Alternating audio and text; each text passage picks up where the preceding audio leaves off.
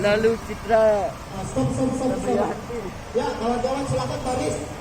3 baris ya, 3 baris. Silakan kawan-kawan baris 3 baris. Ya.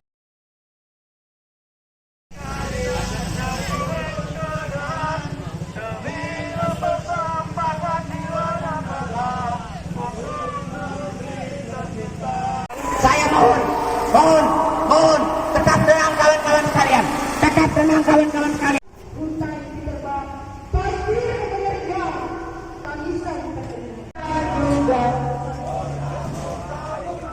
Kadang din naman niya anak-anak.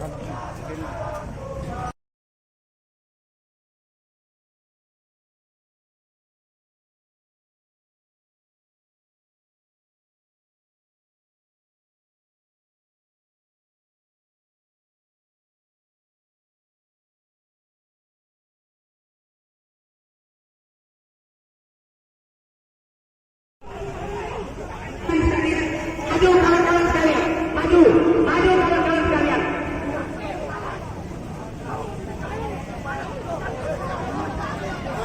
Bapak-bapak melalui bereksekutas karena di sini adalah aksi damai. Di sini adalah aksi damai.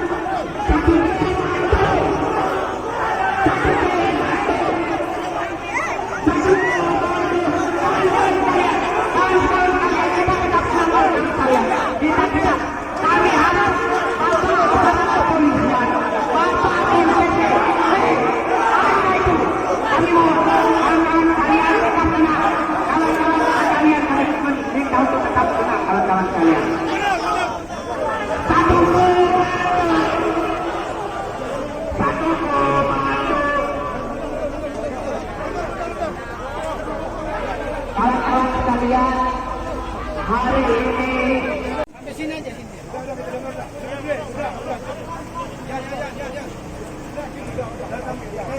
Kawan-kawan, kami mohon tinggal sedikit lagi kawan-kawan sekalian, maju. Tinggal sedikit lagi, kami mohon Bapak Polisi, sedikit lagi. Kawan-kawan sekalian maju di depan. Kawan-kawan yang di belakang maju di depan, kawan-kawan sekalian. Kawan-kawan yang di belakang mohon maju kawan-kawan sekalian. Kawan-kawan rasakan juga kawan-kawan sekalian. Setuju? Kita ingin rasakan empuknya kursi Dewan Perwakilan Rakyat Daerah Lombok Timur, kawan-kawan. Betul? Kawan-kawan sekalian maju. Mobil komando maju sedikit aja. Kami mohon Pak Polisi, kami mohon. Jadi itu ada kasus PMK, kawan-kawan. Sekarang dan hari ini saya, mahasiswa pemuda Universitas Gunung Rinjani, akan menyuarakan isu kereta gantung yang akan dibangun oleh pemerintah daerah, pemerintah provinsi yang ada di Kabupaten Lombok Tengah, kawan-kawan. Ini adalah bentuk untuk bagaimana tidak saja di Indonesia, bahkan di daerah kita juga harus kita harapkan sama-sama. Bila perlu desak dan bersama-sama kita bikin peraturan daerah khusus di Lombok Timur ini yang melarang LGBT. Jadi semua kita, saya kira tidak ada yang bisa pakai kalau LGBT. Saya yakin ini bagus, ini untuk kalian suarakan. Siap suarakan kalau tidak kalian. Jadi saya terima kasih, ini harus terus digaungkan. Tidak saja hari ini, di mana-mana kesempatan kalian harus gaungkan tolak ini. Kalaupun belum ada turunan dan aturannya, undang-undangnya tidak apa-apa, kita buat aturan-aturan di daerah kita Kabupaten Lombok Timur tentang LGBT ini. Jangan sampai dia berkembang, tumbuh, dan ya jangan sekali-kali. Kita harus perang bersama-sama. Ini sepakat kita, tidak ada yang tidak sepakat, semua kita pasti sepakat.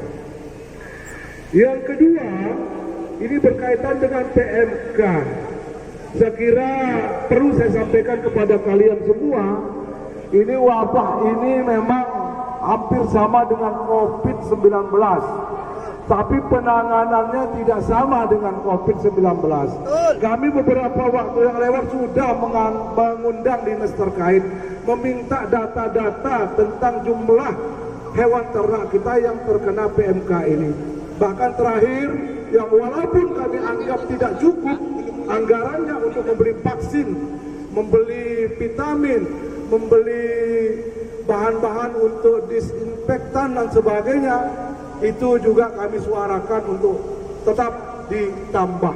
Tidak itu saja, bahkan sapi-sapi yang berasal dari kur, yang masyarakat kita hampir kayak orang penghutang besar ditagih-tagih oleh BRI, juga kami wanti-wanti untuk tidak melakukan hal-hal yang merugikan masyarakat kita, dan itu secara terbuka kami lakukan. Ya, sebab sapi ini kita di Lombok Timur ini ada 3 kategori jumlah sapi kita, adik-adik. Yang pertama, sapi yang memang dipelihara oleh rakyat untuk kebutuhan makan minumnya, untuk kebutuhan anak-anak sekolahnya, 1. Ada sapi juga yang memang orang-orang kaya punya, yang diadas dan dipengarat kepada masyarakat kita, itu juga tetap bermanfaat. Ada sapi-sapi juga yang berasal dari kredit usaha rakyat yang bunga subsidinya berasal dari daerah uang kita. Ada 3 ada kategori sapi dan semuanya kena, tidak bisa kita pilih-pilih, ya semuanya kena. Nah, oleh karena itu kami tetap mendesak pemerintah daerah, menghimbau kepada dinas terkait agar segera menuntaskan ini. Bahkan tidak itu saja, di mana-mana sekarang masyarakat merasa ketakutan. Ada mafia-mafia juga di tengah-tengah lingkungan masyarakat. Sapi yang tadi harganya 15 juta, kalau sudah kena PMK, mereka tawar 5 juta dengan alasan kalau sudah kena PMK, pasti matinya, sapinya akan mati. Ini juga kami perangi, dan ini juga sama-sama kita awasi dengan adik-adik semua. Lihat dia mafia-mafia yang ada di tengah-tengah masyarakat kita. Masyarakat kita dalam posisi rugi, khususnya sapi ini. Oleh karena itu kita tetap memantau, mendesak. Bahkan untuk tahun ini, ya, pemerintah daerah sudah mengeluarkan dana tidak terduga, ada dana tidak terduga sebesar 150 juta untuk penanggulangan. Tapi kami anggap belum cukup juga.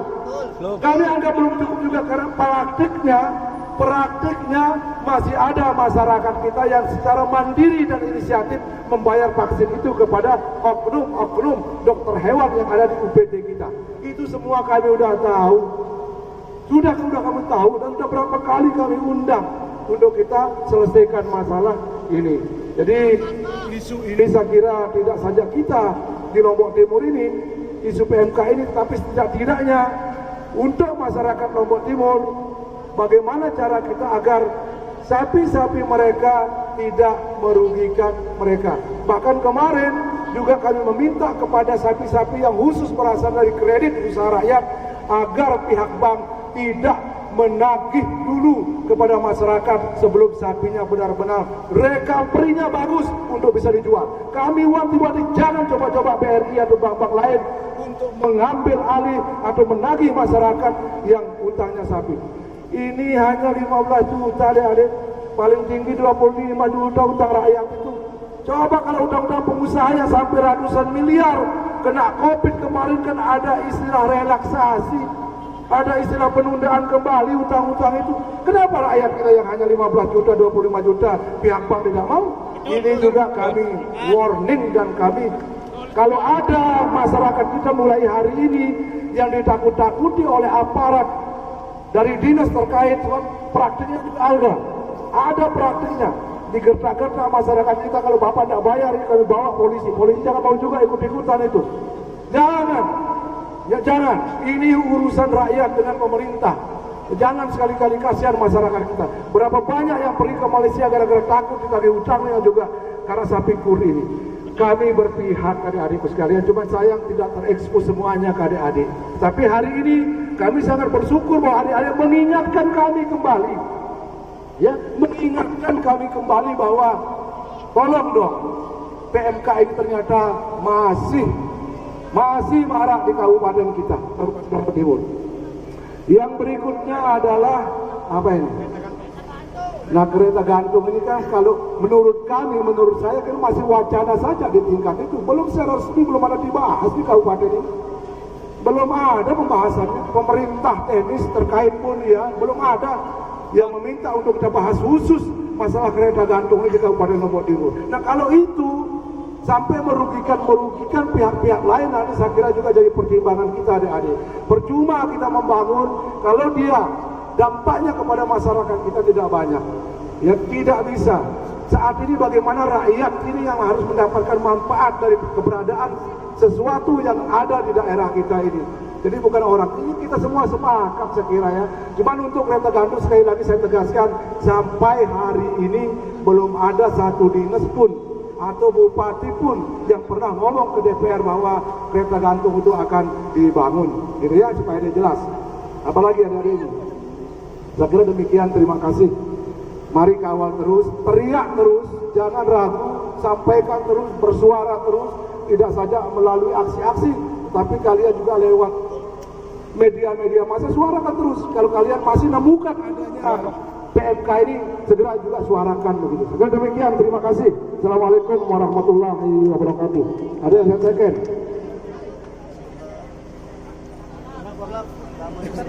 Menerima dan ditandatangani di bawah. Mohon izin sedikit. Masuk.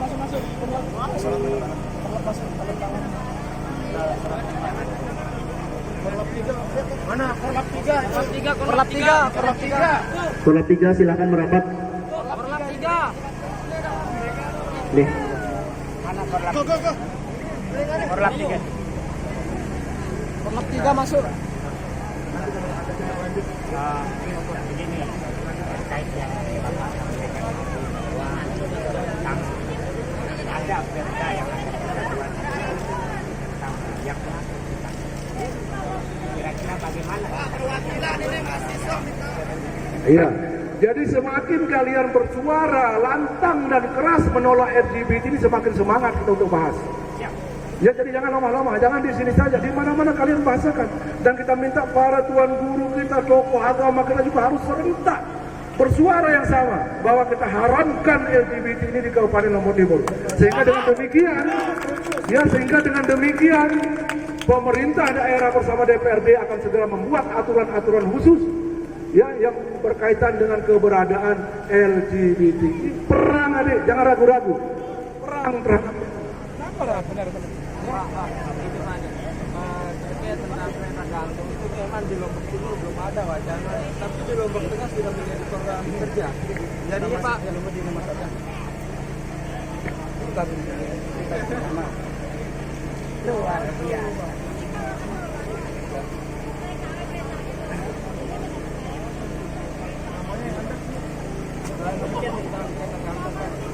Memang di sini Lombok Timur belum ada.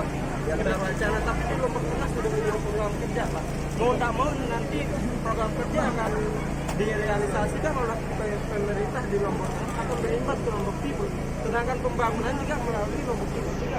Maka dari itu kami dari mahasiswa ingin melihat pemerintah kami itu menolak tegas akan pembangunan kereta gantung ini.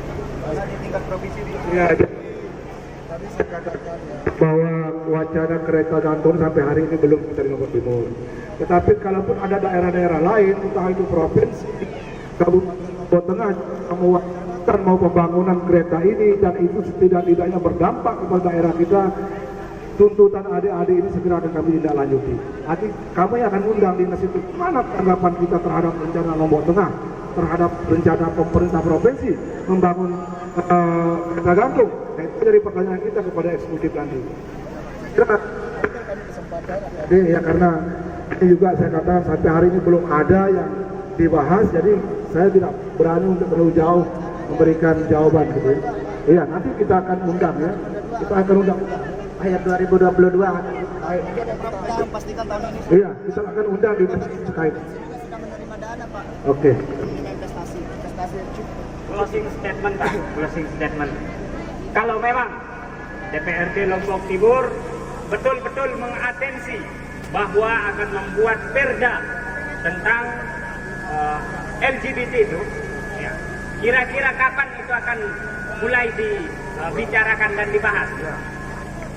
Kalau kita berbicara mulai kan ada prosesnya juga ada proses naskahnya kita harus pelajari dulu tetapi yang paling penting semangat kita untuk menolak dulu. Suarakan dia di mana-mana ini barang ini. Jangan kendor menyuarakan ini. Nah, setelah itu nanti kita akan ketemu sama stakeholder yang lain. Kita melihat kajian-kajiannya. Kita akan lihat di daerah-daerah lain juga yang sudah mengadopsi barangkali peraturan-peraturan daerah tentang pelarangan LGBT. Oh, yang penting kita sepakat aja, ya. Masalah waktu kami saya tidak bisa mengatakan bulan depan deh, kita nggak bisa. Itu kan harus lewat proses prolegda, program legislasi daerah. Yang penting bagus sudah ini, terus saja suarakan, ya. Minta dukungan kepada semua pihak, kepada tuan guru, tokoh-tokoh, dukung aja pihak guru, pamflet Anda buat kesana kemari untuk menolak LGBT ini, ya. Ya, gitu. Pak, terakhir sebagai tindak lanjut dan kami meminta kepada pemerintah DPRD Lombok Timur untuk membuat surat dukungan atas tuntutan kami ke pemerintah pusat yang ditembuskan kepada pemerintah provinsi, pemerintah kabupaten, dan juga ke kita. Jadi kami tunggu sampai 3 hari ke depan, Pak, surat itu. Yang kita buat dukungan itu, Anda bikin apa? Dibikin. Jadi ini kan nggak ada yang sulit. Apa yang sulit ini untuk kita buatkan dukungan? Hanya kita menolak LGBT, selesai urusan. Itu saja. Apa yang repot nih? Nah, kami buatkan. Nanti buat pasar itu. Kamu sudah buatkan aja ini, ya. Nanti kita tangani untuk menolak sama. Sekian adik-adik, terima kasih. Pulang tertib dengan tenang. Ya, mudah-mudahan sukses usaha kita semua. Amin.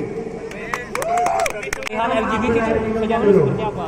Sebenarnya kita membawa 3 tuntutan yang menjadi grand isu kita adalah PMK sebenarnya. PMK. Melihat banyak sekali kasus PMK yang terjadi di Kabupaten Lombok Timur, namun tidak pernah terdata sepenuhnya oleh pemerintah kabupaten.